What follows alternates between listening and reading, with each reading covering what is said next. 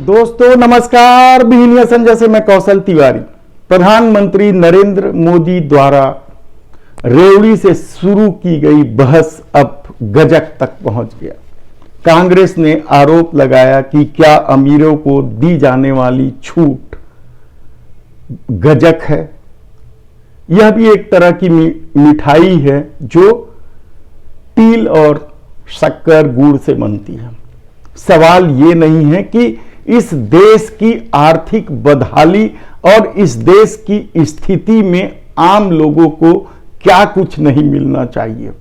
एक तरफ केंद्र सरकार लगातार टैक्स के जरिए और दूसरे माध्यम से लगातार अपना खजाना भरने का काम कर रही है, सार्वजनिक क्षेत्र की कंपनियों को बेचने का काम कर रही है, तो दूसरी तरफ वह करोड़ों अरबों रुपए डिफाल्टर उद्योगपतियों को या जो लोन नहीं पटा रहे हैं ऐसे उद्योगपतियों का पैसा रिटर्न आप कर रही है।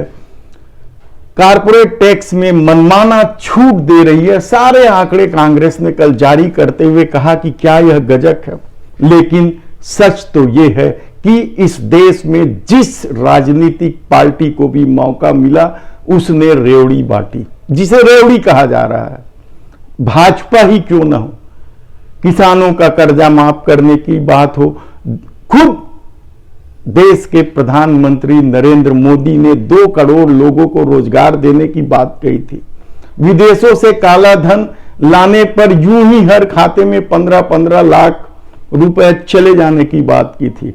उत्तर प्रदेश चुनाव में कौन नहीं जानता है कि किस तरीके से 5 किलो अनाज को मार्च तक के लिए बढ़ा दिया गया था और श्रमिक कार्ड से भत्ता दिया जा रहा था, वह भी मार्च तक फिर बंद कर दिया गया। करोड़ों युवाओं जो स्नातक हैं, पोस्ट ग्रेजुएट हैं, सब भत्ता ले रहे थे और उसे मार्च के बाद बंद करने की घोषणा की गई। क्या यह सब रेवड़ी नहीं था? लेकिन दरअसल रेवड़ी के बहाने विपक्ष पर प्रहार करने की यह रीति नीति ही असली विवाद का जड़ है, वरना जिसे मौका मिला उसने रेवड़ी बांटा। दूसरी तरफ छत्तीसगढ़ में पेशा कानून को लेकर जबरदस्त बहस और बवाल शुरू हो गया। भाजपा ने सबसे पहले हमला किया, उसके बाद अब आम आदमी पार्टी ने इसे जबरदस्त ढंग से हमला करते हुए भूपेश सरकार को आदिवासी विरोधी तक करार दिया।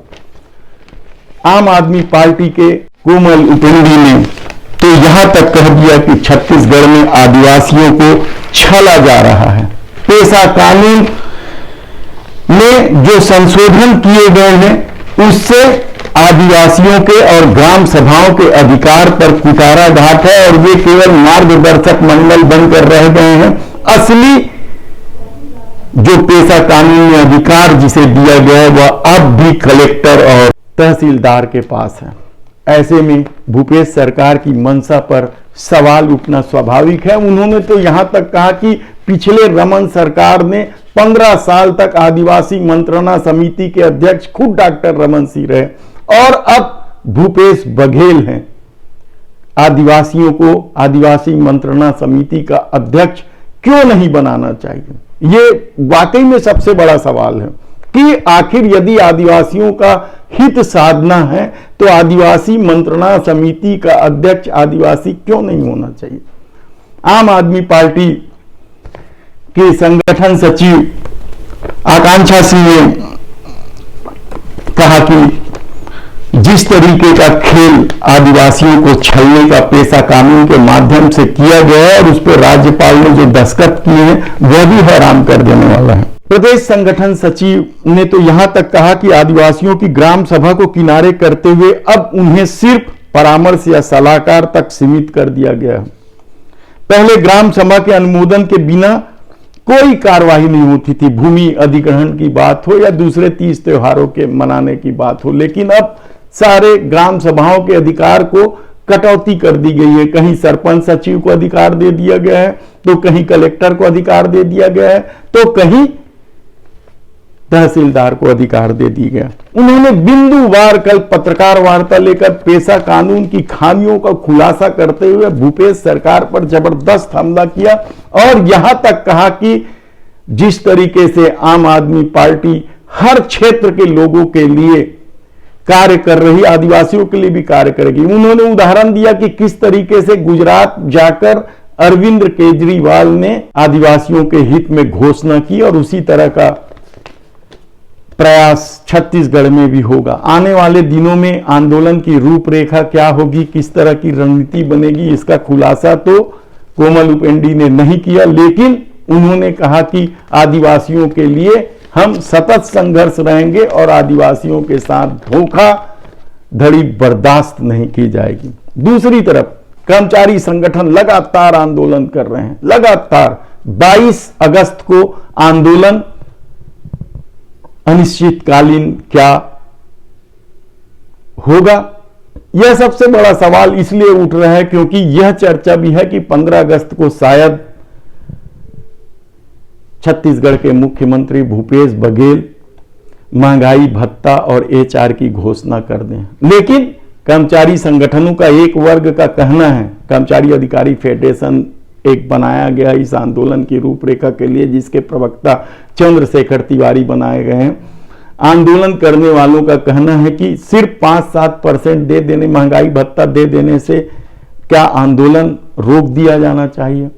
यह सवाल इसलिए भी उठ रहे हैं क्योंकि भूपेश सरकार क्या 12% महंगाई भत्ता देगी, यह सबसे बड़ा सवाल है। दूसरी तरफ कर्मचारियों में इस बात को लेकर भी आक्रोश है कि नए जब वेतन अभी बनने हैं तो 25 से 29 जुलाई के बीच जो आंदोलन कर्मचारियों ने किया था वह वेतन काटा जा रहा है। इसे लेकर भी जबरदस्त आक्रोश है और इसके आदेश की प्रति को वे जलाने का भी काम कर चुके हैं। इसके बाद भी आदेश पुनः जारी हो चुका है। देखना है कि आने वाले दिनों में कर्मचारी अधिकारी फेडरेशन क्या करते हैं और किस तरह से 22 अगस्त से अपने आंदोलन को आगे बढ़ाते हैं। दूसरी तरफ स्कूली सफाई कर्मचारियों की अपनी पीड़ा है। अलग अलग जिलों में बड़े सुनियोजित तरीके से, गांधीवादी तरीके से वे अपने नियमितीकरण की मांग को लेकर आंदोलन कर रहे हैं, ज्ञापन सौंप रहे हैं, शिक्षा अधिकारियों को ज्ञापन सौंप रहे हैं, हर उस दरवाजे पर जा जाकर ज्ञापन सौंप रहा है जहां से उन्हें न्याय की उम्मीद है। बड़े लंबे समय से उनका आंदोलन चल रहा है, 200 दिन के आसपास हो गए उनके आंदोलन को। तब भी शासन ने अभी तक इस मामले में कोई खास पहल नहीं की। कमेटी बनाई है, कमेटी की बैठक हुई है और कमेटी के निर्णय को कर्मचारी संगठनों को अवगत करा दिया गया है, लेकिन अभी तक इस मामले में कोई खास स्थिति नहीं हुई है। और अब तो दूसरे विभाग के कर्मचारी, लोक निर्माण विभाग के दैनिक वेतनभोगी कर्मचारी हो या बिजली विभाग के संविदा बिजली कर्मचारी हो या दूसरे विभाग के अनियमित कर्मचारी हैं, सब एकजुट होकर नियमितीकरण की मांग को लेकर जबरदस्त आंदोलन करने की रणनीति बना रहे हैं। यह आंदोलन कब से होगा? दीपावली के पहले से शुरू होगा या दीपावली के बाद होगा?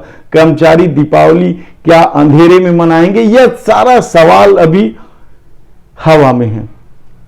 लेकिन सबसे बड़ा सवाल तो स्कूली सफाई कर्मचारियों का है, जिनका आंदोलन लगातार लंबे समय से चल रहा है। 2 संगठन हैं उनके, दोनों संगठन जी जान से आंदोलन कर रहे हैं और स्कूलों की सफाई व्यवस्था चरमरा चुकी है। हमने पहले ही बताया कि किस तरीके से स्कूली बच्चे हो या स्कूल के शिक्षक हो या दूसरे स्टाफ हो, किस तरीके से स्कूल की में झाड़ू लगा रहे हैं। तब सवाल यह है कि शासन विलंब क्यों कर रही है?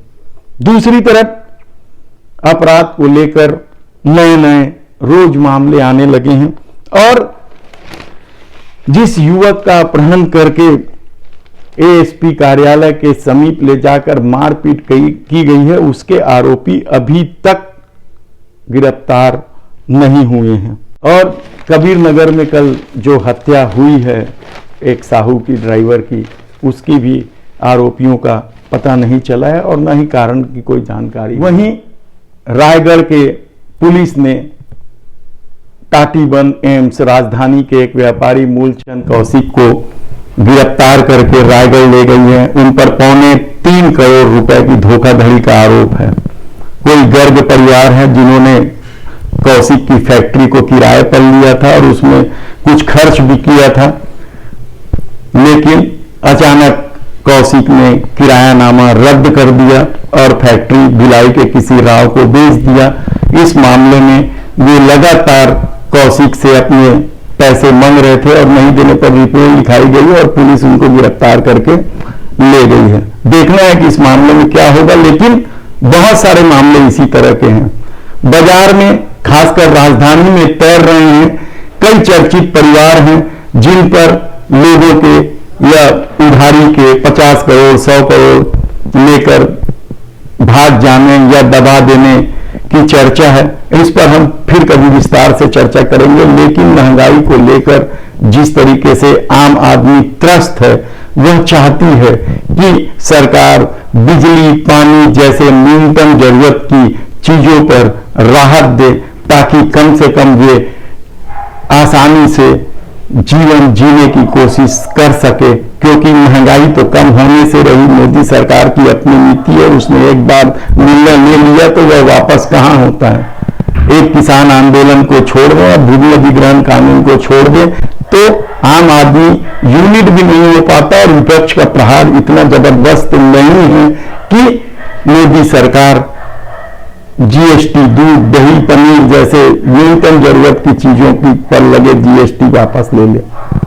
तब सवाल रेवड़ी के प्रहार का नहीं है, तब सवाल गजब का भी नहीं है। सवाल है कि इस देश के आम लोगों का जीवन किस तरीके से खुशहाल होगा। धन्यवाद।